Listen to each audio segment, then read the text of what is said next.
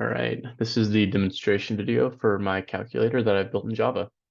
So the main purpose of this was I had never learned the Java language before, and so I wanted to write something that would help me to understand its basic syntax. So yeah, one of the things I learned is that to get input from the user in the console, you use a scanner. Um, and so this here is my app class. It is the main entry into the program. So we're calling a new instance of my reader class, print out some basic instructions to the user. We set up our while loop control variable. And then this while loop is where the main program all runs in. So it just prints out a basic line. And then when the user enters a blank string, it'll exit. And then otherwise, it runs all of this. I'll get into that in a second. So I'll go ahead and demonstrate it. Okay, so there's the instructions. So it can take any combination of multiplication, division, subtraction, and addition, and it'll do it correctly with order of operations. So you can put in something like that, then it'll output that answer. See, it's 501. And then we can do that, or when we enter a blank line, it'll quit.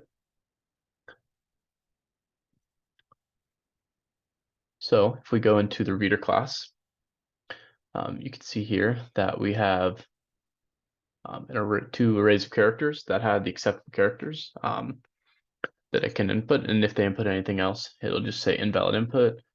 Please enter a valid expression.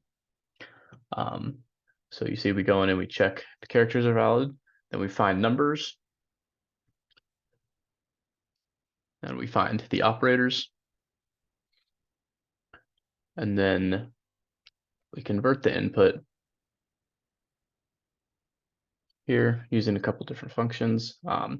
This converts just the string that the user inputted into two different arrays, one of numbers and one of operators, and then that gets passed here. You see this gets saved, we get the numbers and the operators, and then this all gets passed into our calculator function, which is where the actual math happens. See, we have four very basic functions: add, subtract, multiply, divide. To get answer, which basically just calls this perform math function and gets that back. So you can see right here, this is where the bulk of everything happens. So to validate order of operations, we first run through and perform all of the multiplication and division that is in the list. And then we go through and we perform all the addition and subtraction. And yeah, that is my demo. I learned a lot about Java and the syntax that the language uses. I definitely feel comfortable using it now to write programs. And yeah, this was a great project, and I really enjoyed working on it.